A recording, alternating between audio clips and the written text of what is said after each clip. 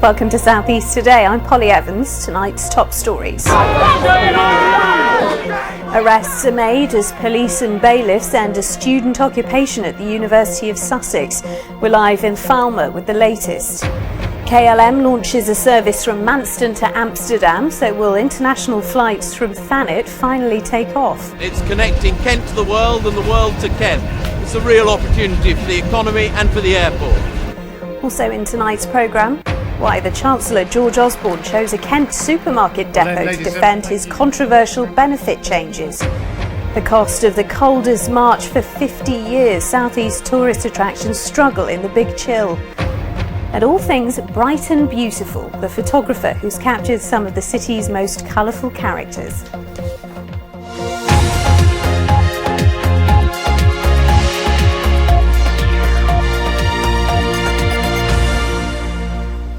Good evening. There have been clashes between students and police and bailiffs at Sussex University today as their 7-week occupation of the university building was brought to an end. There were 4 arrests at the campus in Falmer near Brighton as students protesting against plans to outsource university jobs to private companies were evicted from a conference centre. Piers Hopkirk has our report. One last chance of protest before the High Court enforcement officers broke in. The 7-week occupation finally brought to an end. We all decided that we would walk out together as a group in solidarity, and obviously this isn't the end of our campaign in any way whatsoever. The mood of cooperation was short-lived though.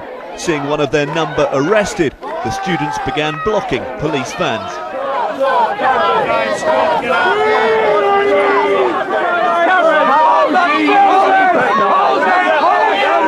The police, though, were in no mood to allow a sit-in protest to become a sit-down protest. Let him go! Let him go! Let him go! Get away, please, guys! Get away, please!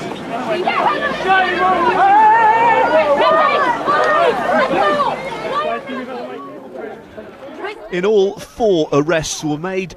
The police vans eventually able to leave the campus. It's absolutely disgusting. I'm completely outraged that they've arrested innocent people. People who we peacefully walked out when the bailiffs entered, and then they started arresting people for no good reason.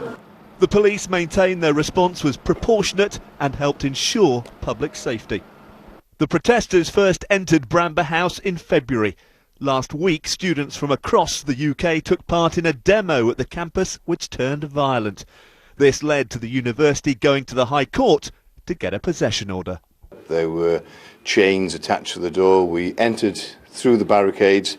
Eventually we came across the protesters. I gave them a 10-minute warning, asking them to leave in a safe manner. We knew after Monday we would have to bring things to an end. And how relieved are you that you have now reached a conclusion? Well, I think it's good for the campus community at this time that we're able to bring things to an end and move on. The occupation may be over. Now the clear-up begins. That was Piers Hopkirk reporting. He joins us live now from Falmer. And Piers, are the students vowing to continue their fight? Well, I have to say, when the students finally left the occupied building this morning, they were pretty buoyed. They said although the occupation was over, they would continue to fight on against plans to outsource jobs here on campus. It's something they see as creeping privatisation in education and something they say they will carry on fighting against. What they didn't reveal was what form that opposition would take. As for the university, you heard the very obvious relief there of the registrar, but he said despite the occupation it would have no impact at all on ongoing negotiations about roles here on the Falmer campus. Thanks, Piers. A new twice-daily service linking Kent and Holland has been launched by the Dutch airline KLM. The company's scheduled flights from Manston Airport are aimed at both business travellers and holidaymakers. They take 55 minutes and they'll link the East Kent Airport to Schiphol near Amsterdam, as well as more than 190 onward international destinations, with prices for the return flights starting at around £79. Other airlines have tried and failed to sustain international services from Manston, but KLM say they are confident they will succeed. Our business correspondent Mark Norman reports. The first KLM plane to land at Manston, flying the Dutch and Kent Invicta flags. A significant day for both the airport and the airline. It's connecting Kent to the world and the world to Kent. It's a real opportunity for the economy and for the airport. It opens all the world to the Kentish customers and the business community here. So we are very excited by that. Today's passengers are a mix of tourists and long-distance travellers. 3 days, and we're going to the bulb fields. Kuchenhof, is it called? Kuchenhof? And we're just generally going to enjoy ourselves. So I just became a grandmother and I'm flying off to Amsterdam to see my daughter and my first grandson. Well, we're going to Florida to visit my sister who lives in the States. First time we've ever been to visit her. But others have tried and failed to operate successfully from the Kent airport. In 2004, EU Jet's holiday flights didn't work and they went bust after less than a year. In 2010, Flybe tried scheduled services to UK cities, but gave up 5 years later, citing low ticket sales. KLM believe they can make it work because of the connections offered at Schiphol Airport.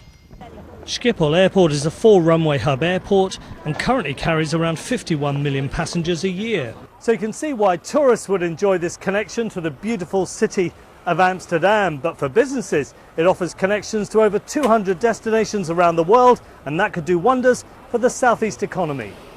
I think the main thing is it brings you into the hub of Europe. The world economy now has suddenly become a bit more local, and I think from that point of view businesses will appreciate that facility being in place, and it's a good thing for business, good thing for Kent. KLM believe their new service will complement other flights from UK airports. They've sold 5,000 tickets so far and think it will prove a commercial success. Mark Norman, BBC South East Today, Amsterdam. On the programme in a moment, the strike that helped to save the Newhaven to Dieppe ferry service is remembered 30 years on.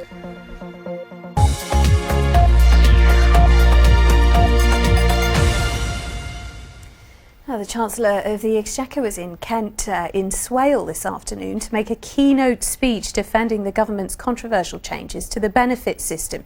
Speaking at a supermarket depot in Sittingbourne, George Osborne said the changes, which started to come into force yesterday, mean that people who work will be rewarded. But the measures have been attacked by his political opponents, as Fiona Irving reports. One of the largest employers in North Kent. It was Morrison's distribution centre in Sittingbourne that the Chancellor chose as the backdrop to mount his defence on benefit changes. This month, 9 out of 10 working households will be better off as a result of the changes we are making. This month, we will make work pay. But it's a tough sell. Swale Council says around 900 households will be affected by changes in housing benefit, the so-called bedroom tax. This at a time when there are already over 5,600 households on the housing register in Swale. There are also more than 3,500 people currently claiming job seekers allowance in the district. So are those listening persuaded by his argument? You know, some of these people that are going to come under this benefit, this bedroom tax, have been in these houses for a long time. And so, you know, to suddenly move them out or to cut their benefits so they may have to move out, I think can be a bit harsh. There's only so much money in the pot and the taxpayer cannot carry the whole country and people who don't want to work. For those who are unfortunate and can't work, yes, the benefit system's there for them, but for those who are able to work, have a workable age, that's what the country needs. But the benefit changes have been fiercely criticised. These are affecting people who are in work. It's all well and good the government saying this will make work pay. Well, actually, the majority of people who are being hit by the localisation of council tax are in work. So it's those very low-income families who are being hit by this. They will struggle and they will have almost impossible decisions to make. Back in 2010, North Kent supermarkets proved key stomping grounds for election campaigning. So how local people react to benefit changes may prove vitally important to George Osborne and the Tory party. That was Fiona Irving reporting. She joins us live now from Chatham. Fiona, how significant is it that George Osborne chose to give this speech in Kent? Hugely significant, Polly. The distribution centre sits in the heart of what is a key constituency for the Tories.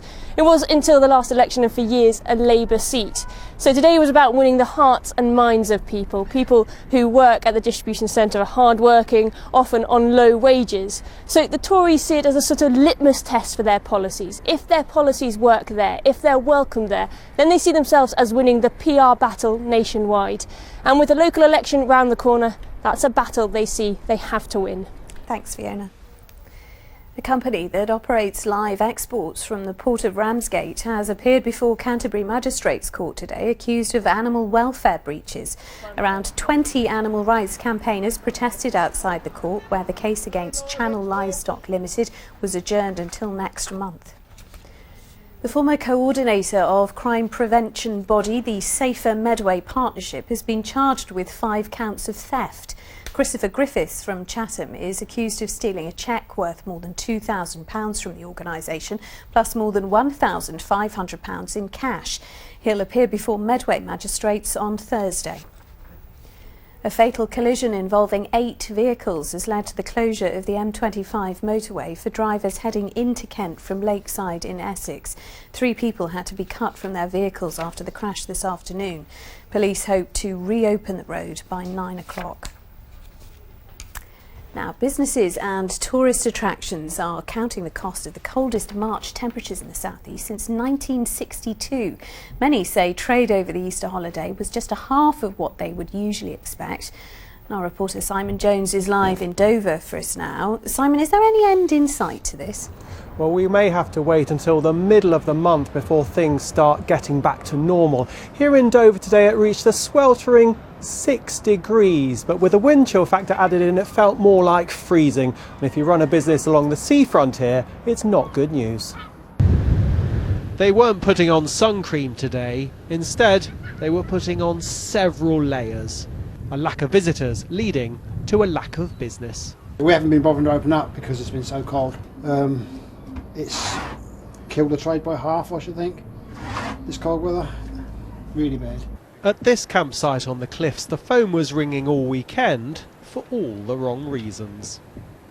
Well, out of a full campsite that was booked for the Easter, everybody just phoned up and cancelled, and then we had 6 pitches let out from 56, all due to the cold weather. And how does it compare to recent years? In the 17 years I've been here, it's the worst year we've had. This is Sunny Sands Beach in Folkestone, and to be fair, today the sun has appeared for a little while. It's a rare treat. Nevertheless, the wind chill is still biting, and only the brave are venturing out. Dreadful. I was absolutely totally fed up with this. When's it ever going to stop? It's just constant. This year we've got used to this, when just 12 months ago, this was the picture. In March 2012, the southeast saw temperatures climb as high as 21 degrees. Eastbourne had over 180 hours of sunshine. By contrast, in Dover, the cold wind meant on the 12th of March this year, it felt as cold as -8. If people are avoiding the seafront, they're not keen to take to the water either. We would not normally try and run 2 or 3 trips a day, certainly over the Easter holidays, and with the weather we've had the last 2 days, we've had no trips go out. It's those offering shelter who've benefited. Fortunately, we're always programming exhibitions and events in our museums, both in the city and on the coast. So a consequence of that when the weather is poor is that people will go and visit them. So that's worked really, really well. Trade's reported down in Sussex too, as it's ice cream, but only with gloves. Well, 250,000 visitors passed through the port of Dover over the Easter period. Gatwick Airport was very busy too. It appears to escape the cold. Many of us are deciding simply to leave the country. Thanks, Simon. At least we had some sunshine today. Now it's coming up to 6:45. This is tonight's top story. Students have clashed with the police and bailiffs at Sussex University as their 7-week occupation of a university building was brought to an end. There were 4 arrests as students protesting against plans to outsource university jobs to private companies were evicted from a conference centre. Also on the programme tonight, from the Wells to Wembley, the footballing minnows who've made it to a cup final at the home of football. I will be speaking to the captain and manager of Tunbridge Wells FC. And is today's sunshine set to stay, or is there further snow on the way? I'll tell you in my forecast coming up later.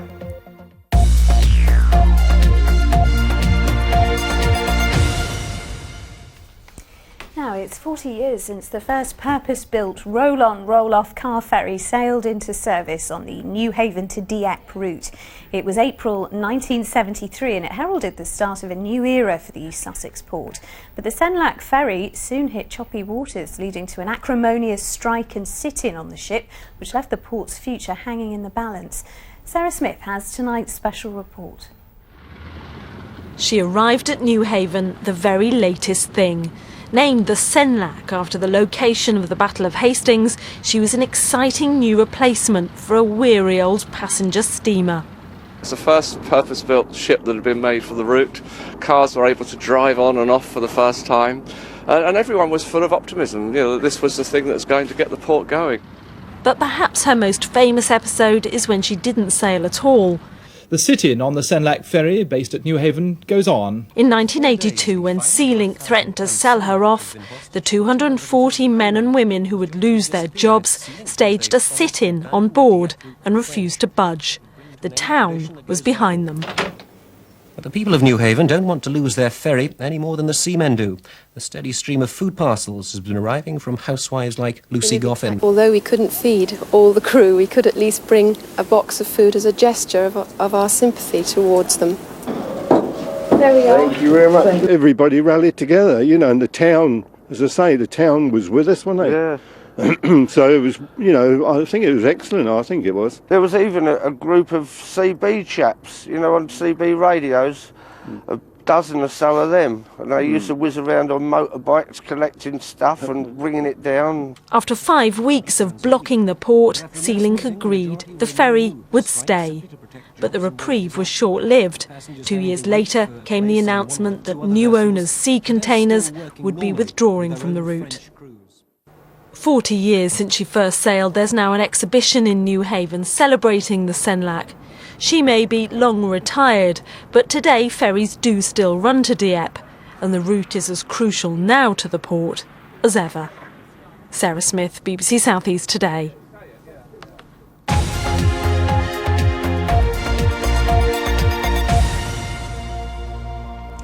Now, the spa town of Royal Tunbridge Wells is renowned for many things, but it's fair to say it's not really known as a hotbed of footballing talent. But the Minnows of Tunbridge Wells FC have defied the odds and made history by reaching the final of the FA Vase, which means that they get to play at the home of football, Wembley Stadium, on May the 4th. In a moment, we'll be speaking to the club's manager, Martin Larkin, and captain, Jason Bourne. But first, we're going to have a little look at how they made it to Wembley after a very tense semi-final. When it all comes to an end, but the world it's a good one, lifted high towards the penalty spot, and it is Harry Spackman has scored for Tunbridge Wells. It's 3-2 on the day. Tunbridge Wells lead 4-3 on aggregate.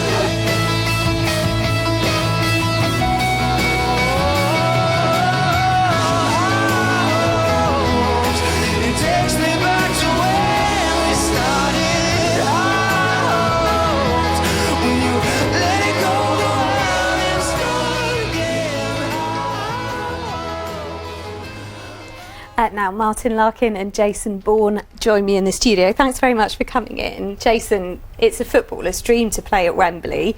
How does it feel now that your dream is going to come true? Yeah, that's right. I mean, it hasn't really sunk in yet. I think speaking to everyone, it hasn't sunk in. So, yeah, it'll take a while. I'm not sure it'll actually be there until it's all over and done with. So, because it was on a knife edge, wasn't it? In your game, up until the last minute, there was that goal that was disallowed. It could have gone to penalties. Was there a point at which you were worried that you might not get through? Not necessarily worried about it. It was a bit tense towards the end. The offside goal was a very offside goal. It's why we trained so hard. The defence are well drilled and got up and out and caught him offside. But no, it was never really in doubt in our minds, but obviously if it had gone to penalties it would have needed to, and we'd have coped with that. So how do you cope with the next few games that you've got to get through, Jason? Because obviously everyone's mind's going to be on this final, but you've still got games to play, haven't you? Yeah, that's right. Yeah, we've got loads of games. I mean, we're in a fortunate position to be in a position to challenge for a league title, so we're going to go and take care of that. We've also got a Kent Senior Trophy final to take care of, so it's not like we're just going through the motions. We've got big games coming up, so that'll take our mind off the big day on May the 4th. So look, the last Kent team that played in the FA Vase final, Deal Town, they managed to round up about 20,000 fans, I think it was, to go and watch them. But where are your fans going to come from? Tunbridge Wells hasn't got quite that many fans to provide, has it? Well, it's quite a big town still, so we'd hope that the town would come out and support us, and it's very much a Kent family issue. There's a lot of non-league teams in Kent right across the board, from the conference right down to the Kent leagues. We'd hope all the fans would come out and support on the day.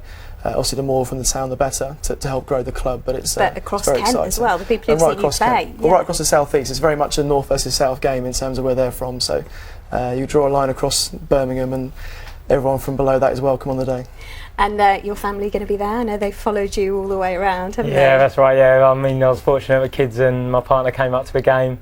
All my family behind me, same as the whole town, really. I mean, you say we can't maybe not round up 20,000, but I'm sure we can with all the schools and the sports clubs and stuff like that all behind us. I'm sure there'll be loads of people rooting for you, and the tickets have gone on sale today. That's right. Yes. Yeah. Well, good luck. Thank you. Thank you for coming in.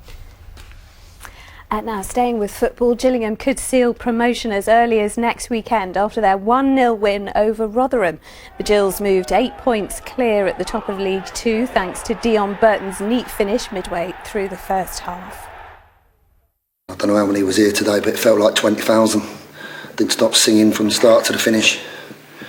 Other results have gone our way today, so I think everybody knew that today was April Fool's Day and there's no way that we were going to be the fools. Sadly, Crawley's hopes of promotion to the Championship appear all but over after a 3-0 defeat at Shrewsbury. Despite dominating the game, the Reds couldn't do anything to stop striker Tom Eaves, who completed a second-half hat-trick with this stunning shot 5 minutes from time. And there's an important game in the Championship this evening. Brighton and Hove Albion will leapfrog Nottingham Forest into 5th place if they beat Charlton at the Amex. Victory for the Addicts would lift them 5 places to 11th. Now, he used to make a living as a street entertainer and comedian, so it's perhaps no surprise that when JJ Waller turned to photography, he discovered a real eye for capturing the quirky characters that he encountered in day-to-day life. And his latest book, Brighton Volume 1, features snapshots of some of the city's most colourful inhabitants. Chrissy Reedy is there for us now. And Chrissy, were the photographs what you were expecting to see?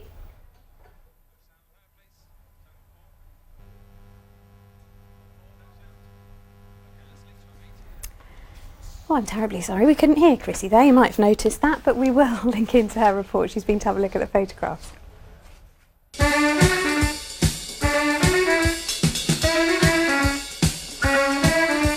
From the sublime to the ridiculous, this series of snapshots are a world away from the picture postcard image of Brighton, more the quirky side of the city, where anything goes.